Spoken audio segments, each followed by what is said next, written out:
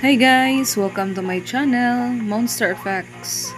Sa video na ito, ituturo ko sa inyo kung ano ang mga video at audio effects na ginagamit ko sa KineMaster. Ang title ng video na ito ay Lucas and Friends.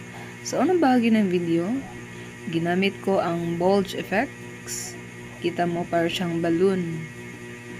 Sunod naman ay ang scan wave effect na ang voice na akong ginamit ay voice effect.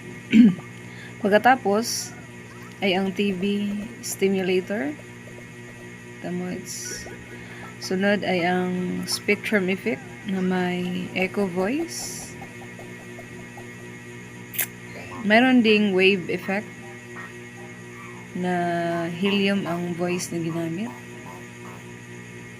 Next ay, ang ginamit ko rin na effect ay ang sketchy. At tas yung voice naman ay may medyo pagka-evil. Kasama rin ang overlay effect. Kita mo, nag-overlap siya. At saka swirl effect. It's like swirling. Next is horror effect. Parang nakakatakot siya tingnan. At next is ang rotation effect. So, yun lang. Sana may natutunan ko sa video na ito. Salamat sa panonood. And ganito na lang. Please like, subscribe, and hit the notification bell for more video.